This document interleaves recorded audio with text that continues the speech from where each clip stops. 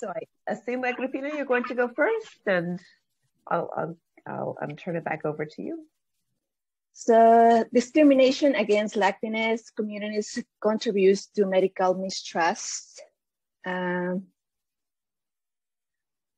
comprise the Latinx community? The total of US population is about 330 million people. Over 50 million of those people are Latinx. Latinx people make about 18 of the US population, and the Hispanic Latinx population are drawn from a diverse range of countries. So the total of US population is about 330 millions of people, 330 million people. Over the 50 millions of those people are Latinx. Latinx people make up about 18% of the US population. The Latinx and the Hispanic and Latinx population are drew from diverse range of countries. 63% are Mexicans, 9.5% are Puerto Ricans, 300% are Dominicans, 800% are Central American, 6% are South Americans. Barriers presenting Latinx from receiving adequate healthcare service, access to healthcare, prevent and lower education, understanding the heterogenetic or Hispanic communities, US borns versus foreign borns, logistics and cultural competence services, discriminations and racism, HIV stigma and homophobia. Latino healthcare workforce and service providers challenge for renewed immigrants and immigration patterns, anti-immigrants policies and health-related immigration bills, lack Hispanics, Latino research and researchers, lack of knowledge about the healthcare needs and challenges that Latino communities face. Language, status, insurance means prevent Latinx from receiving medical care. Understanding medical mistrust. Medical mistrust is a mistrust of healthcare providers, medical treatments, medication, and medical system overall. This mistrust is often attributed to personal experiences of discrimination and large history of cultural segregation, racism, and just a treatment society, and more specifically in the health care system.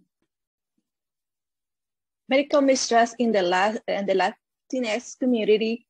Recent survey found that approximately half of the Latinx in the United States report having experienced discrimination, having been treated unfairly because of their race, ethnicity when accessing healthcare. Study examined the association between medical mistrust, receiving discrimination, and satisfaction with healthcare among sample of 387 rural Latinx in California and the surrounding areas of Oregon. 44.2% males. Medical mistrust was negatively associated with satisfaction with healthcare after adjusting for receiving discrimination, age, and health insurance.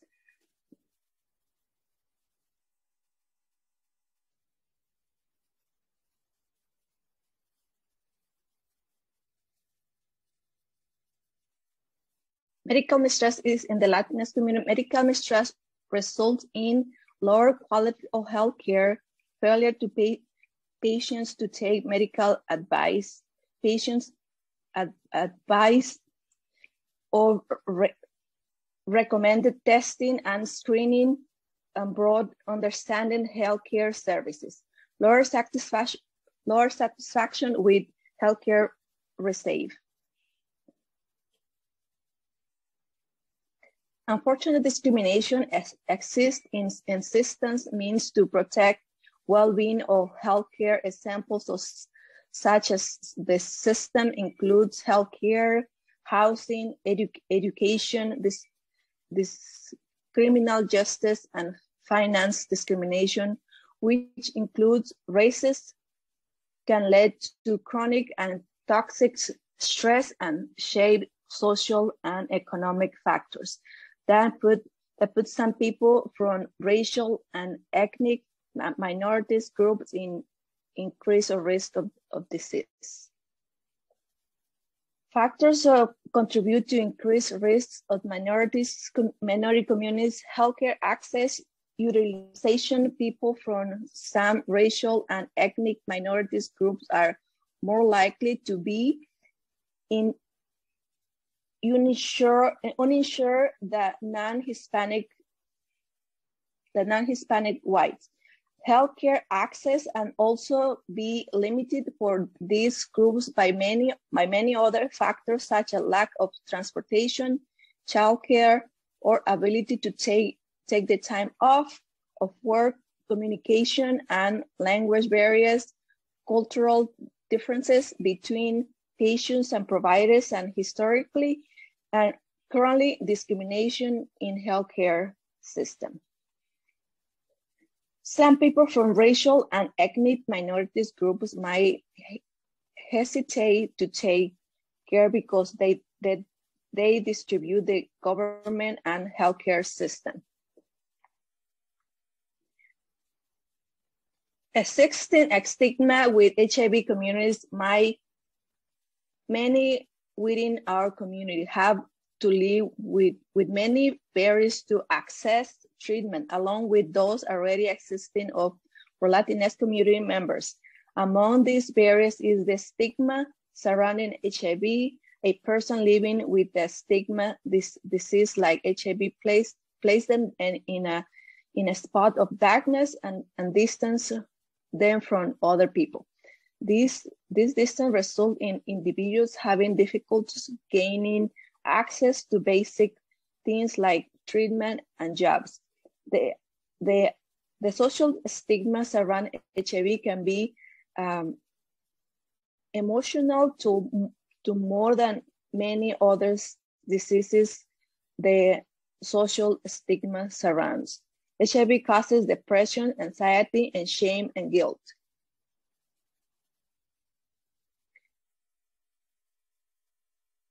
Existing stigma in the HIV community.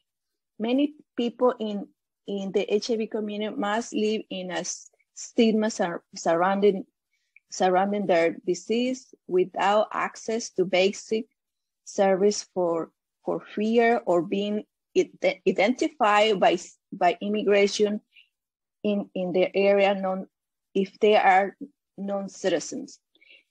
And in many cases, people who do have legal documents will still go without any public service or treatment for fear that it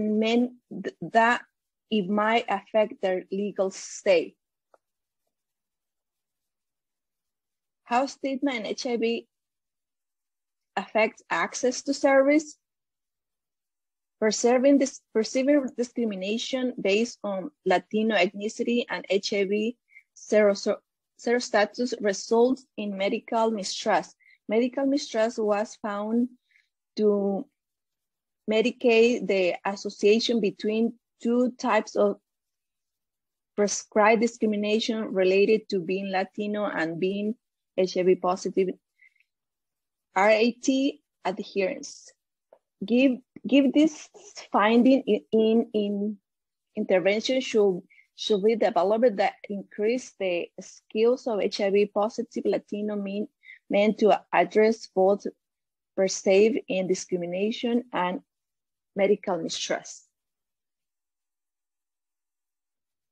What we can do, gain confianza with the Latinx community, build a partnership with racial and ethnicity minority service organizations, community organizations, and community members to share information and collaborate with prevent HIV communities, provide information through channels and information and languages suitable for diverse audiences, including people with disabilities, limited English proficiency, low literacy, or people who faces other challenges accessing information. Share HIV prevention and treatment information with communities using ways you know are effective to connect with community members, connect people to healthcare providers, and resources to help them get treatment and medicine they might need. Reach out the local public health department, offered to be a community testing sites, provide a platform information sharing or share communities assigns, work with others to connect people with goods, healthy foods, temporary housing, service to meet their physical, spiritual, and mental health needs.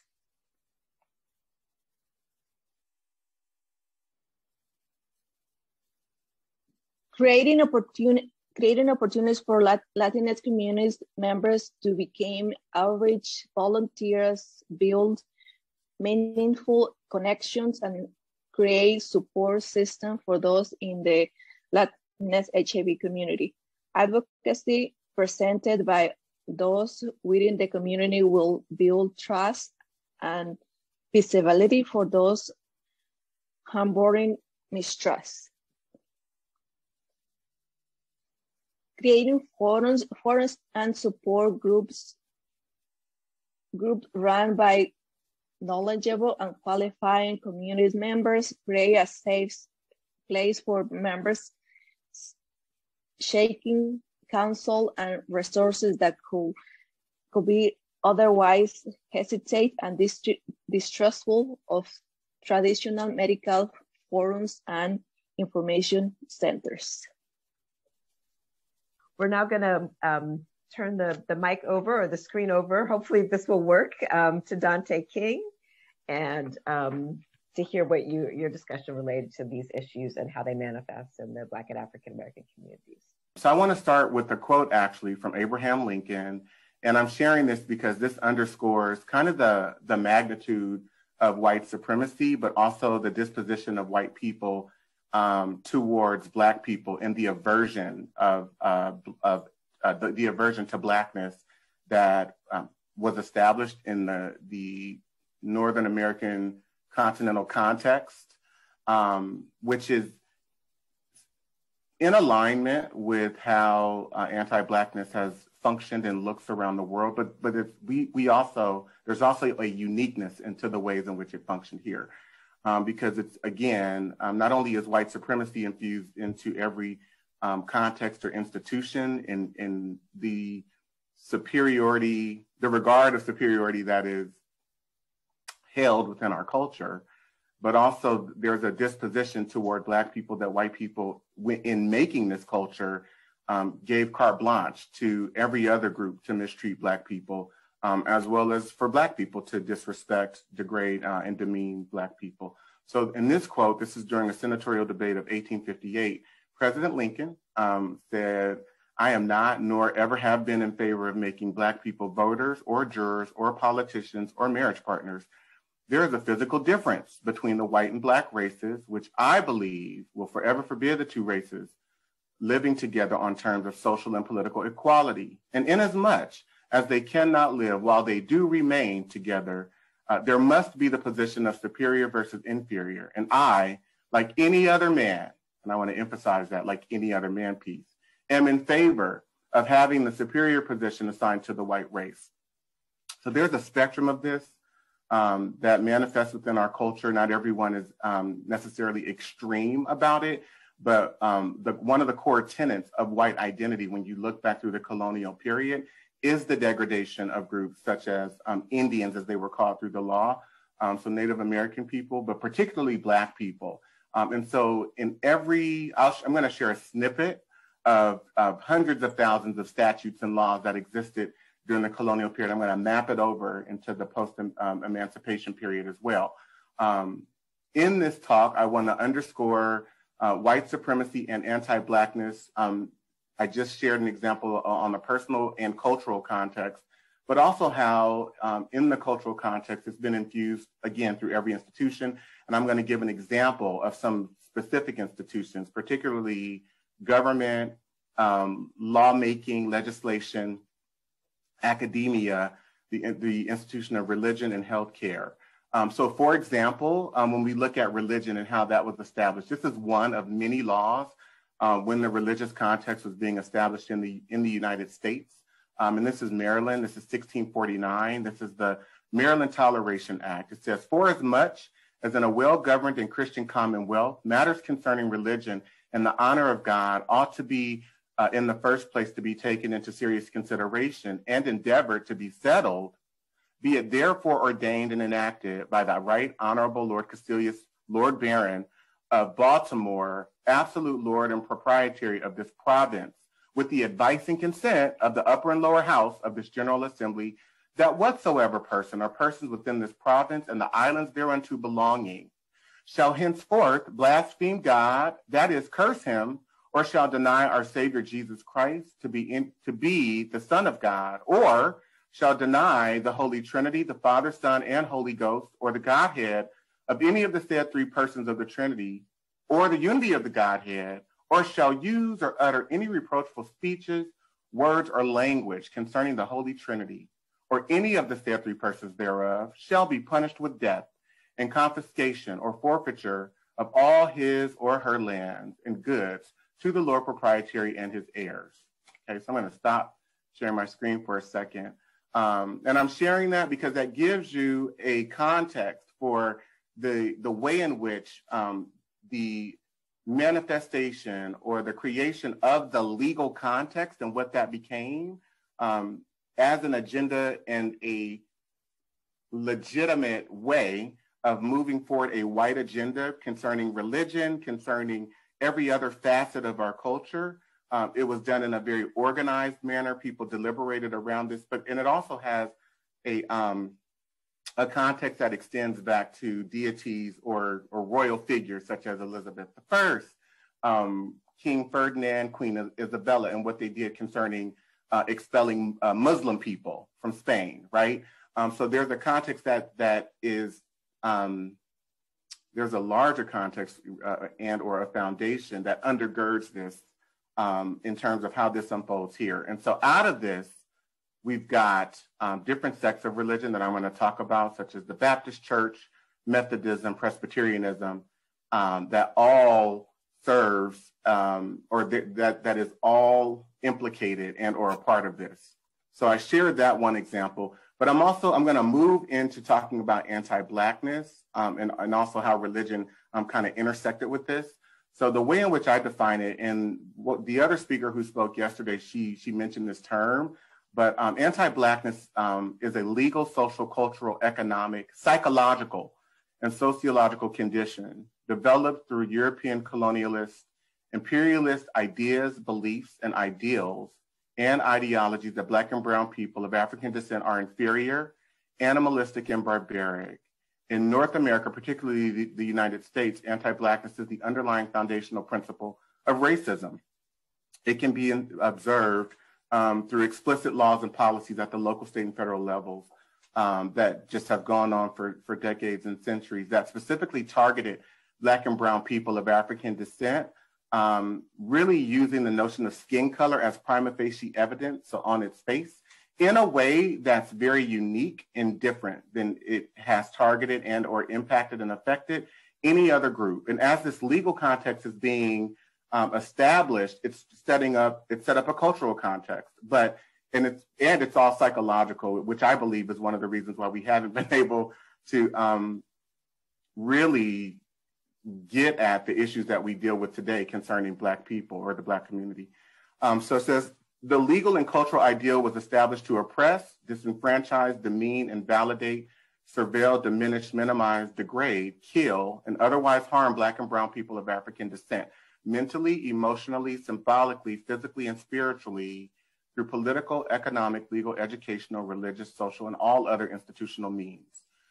So when we look at the uniqueness in terms of how Black people were targeted, I'm just going to go through this law of 1662 that was established in Virginia that basically created a context for racial slavery, confining this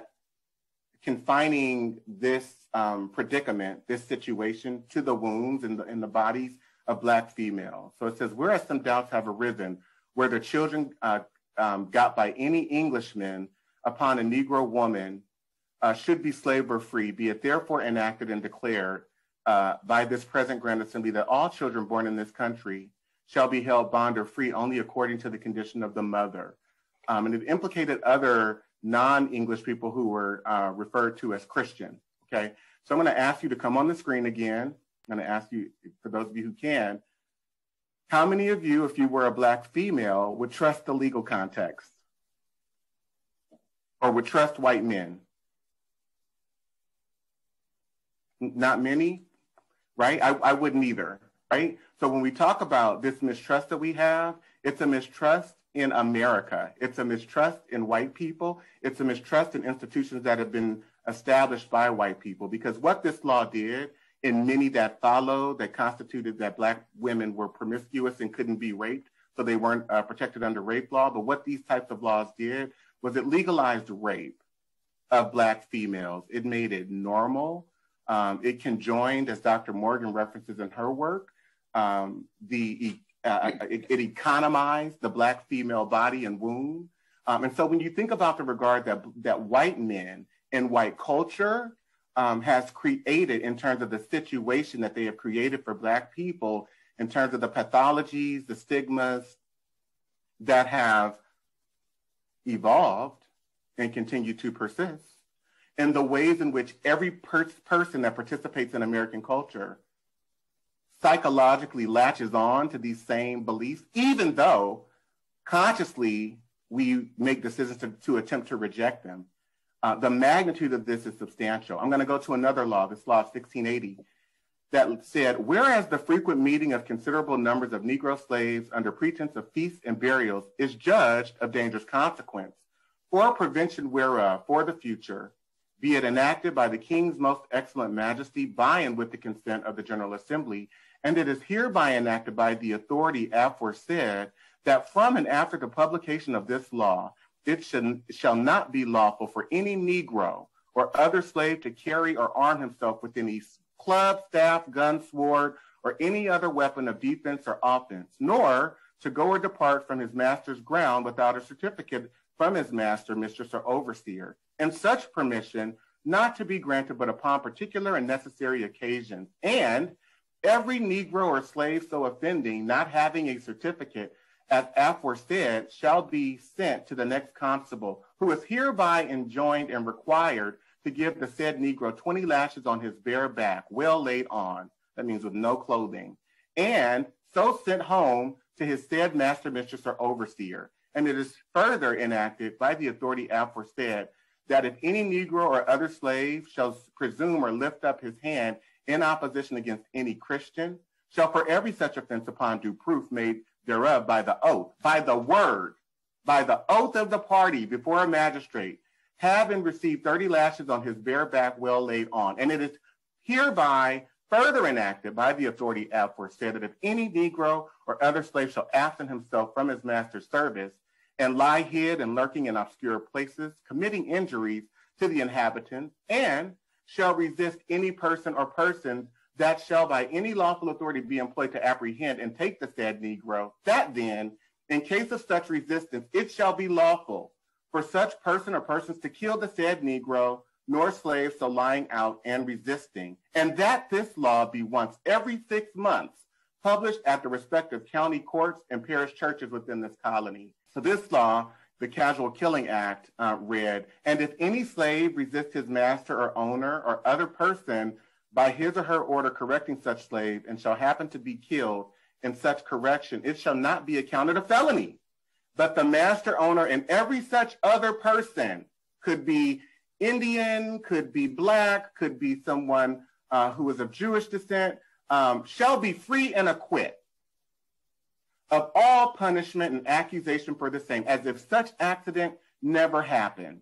And also, if any Negro, mulatto, or Indian, bond or free, shall at any time lift his or her hand in opposition against any Christian not being Negro, mulatto, or Indian, that means white, he or she so offending shall for every such offense proved by the oath of the party receive on his or her bare back 30 lashes, well laid on, cognizable by a justice of the peace, for that county wherein such offense shall be committed. Then, as these additional laws unfolded, hundreds of thousands of these statutes across the colonies and then the states, what they did was they prohibited Black people and other groups, later on Chinese, from testifying against white people.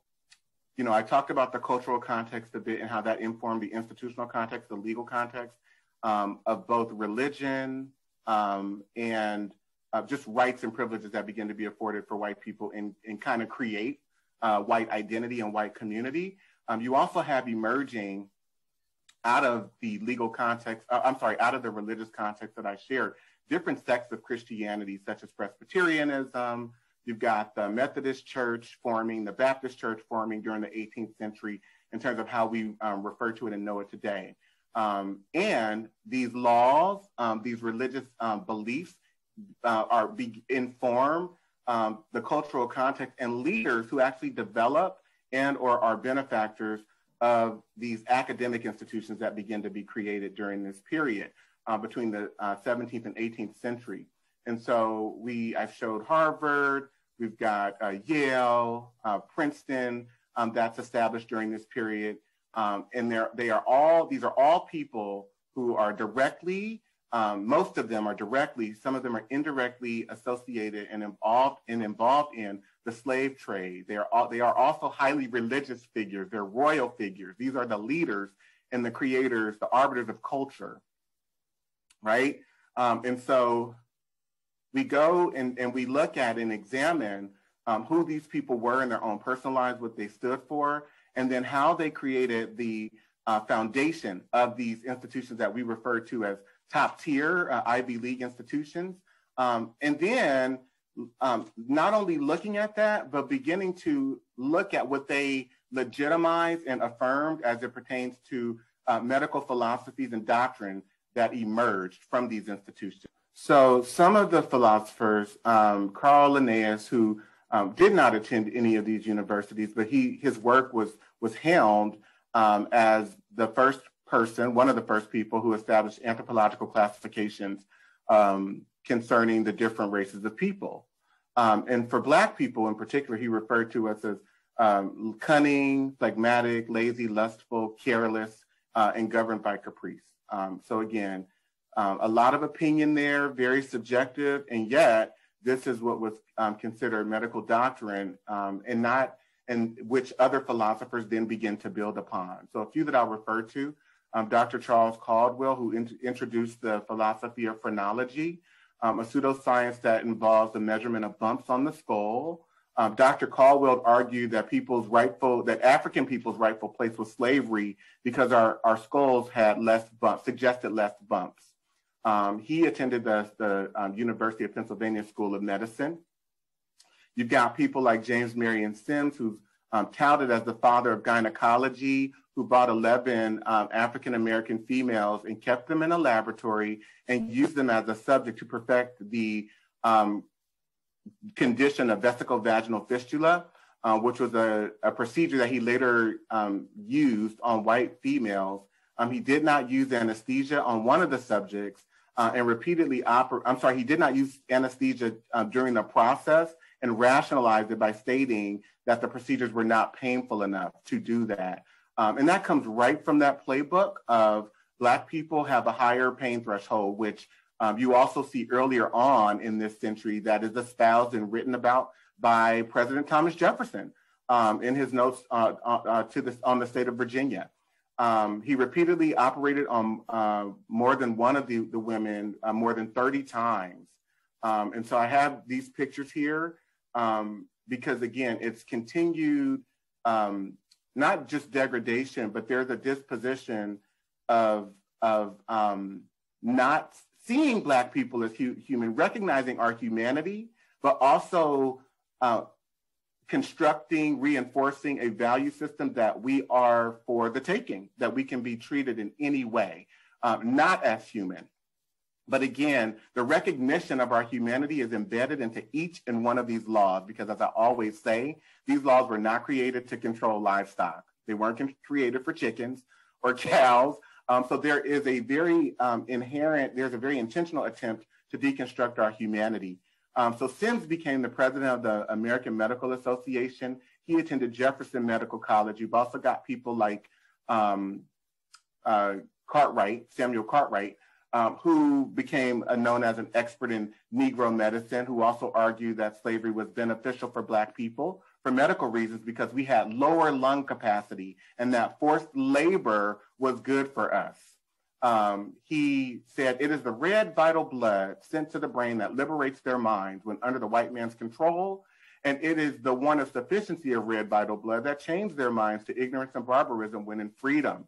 So he came out of the University of Pennsylvania and was allowed to develop that philosophy there.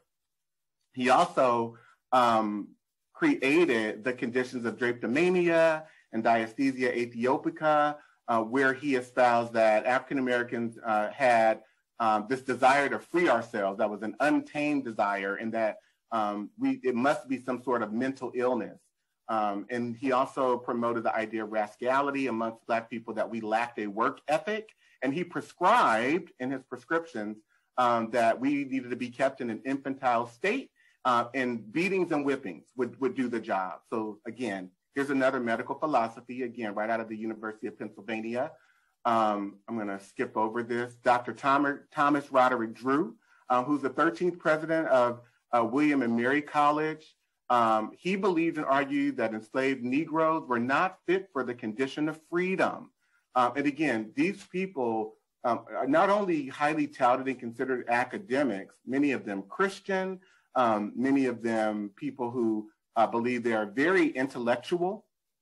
Dr. Josiah Scott, who is credited with polygenism, building off of the theory that I shared earlier by Dr. Caldwell, which he practiced skull studies and concluded that each race had a different origin, particularly though that the skull formations of white people made them superior, and that enslavement was the perfect condition for Negroes due to ours.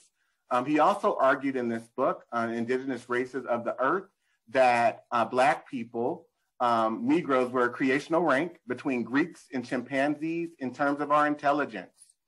He went to the University of Pennsylvania also. And then we go back to Harvard with Agassiz, who argued that Black people were created along with other beasts and animals in the Garden of Eden. Sir Francis Galton, who's actually an English statistician and eugenicist, who actually coined the term eugenics, which is perfecting the human race by, as he put it, getting rid of its undesirables while multiplying its desirables. And then you go to different philosophers such as Charles Benedict Davenport, who attended Harvard, came right out of that institution, who developed or built on the concept of eugenics.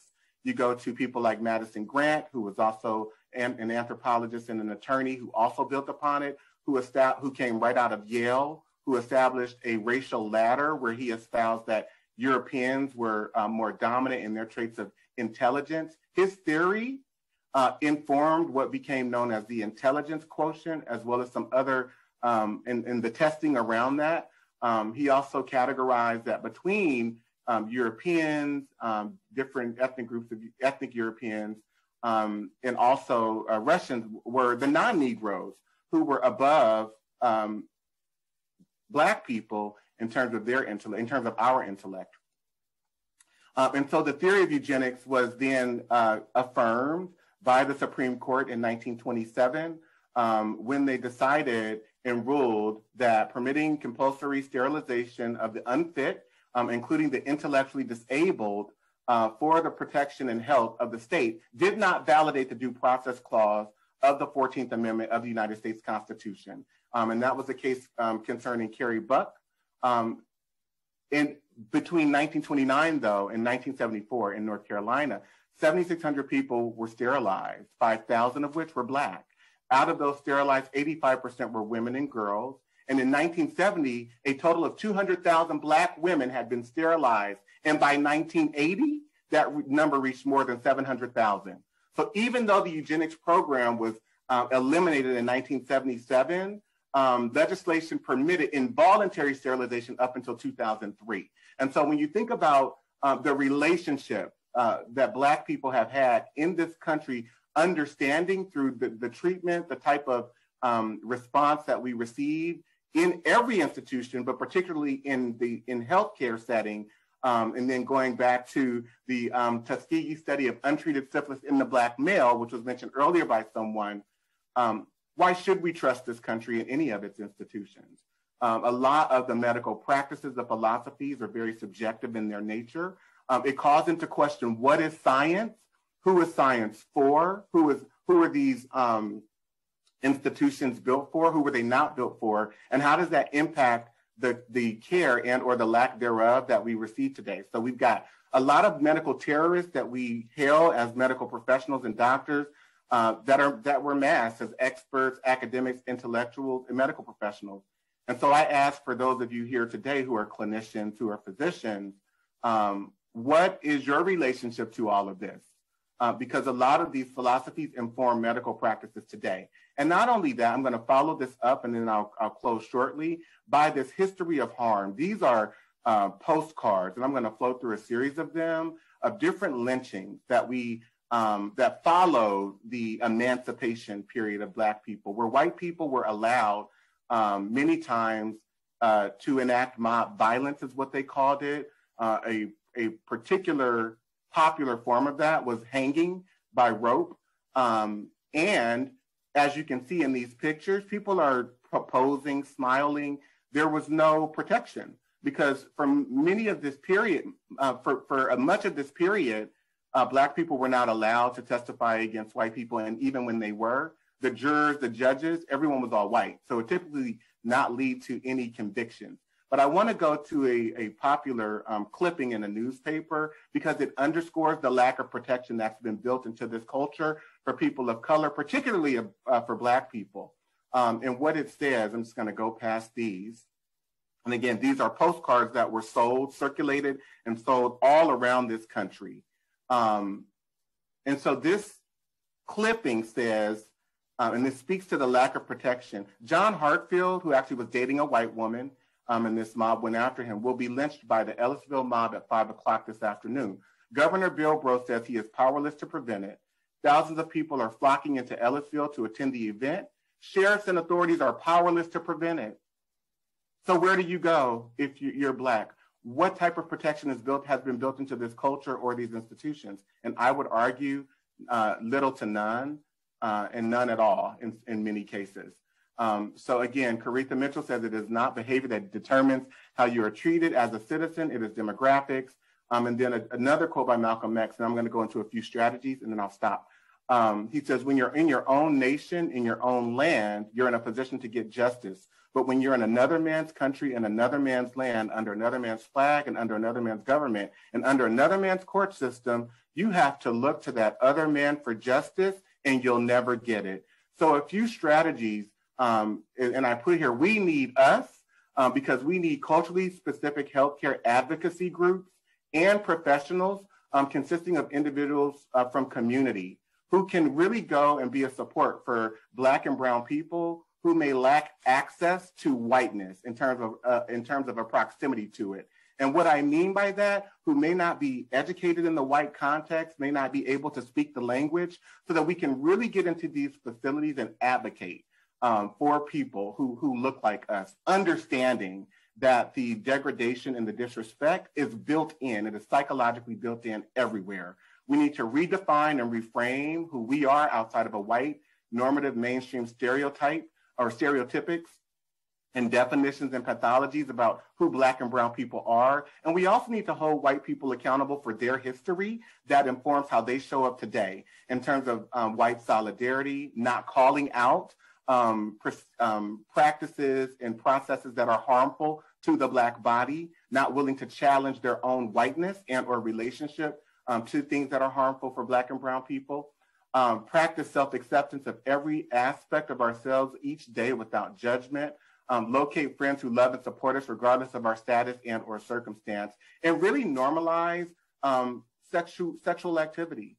If we come from a history where our females and males, our ancestors were raped, forced, we have a very tenuous, strained relationship with sex. And so many times we hide our honesty around it. I remember once I was going to therapy, and she told me, she said, the fact that you like to have multiple sex partners, you should not feel ashamed about that.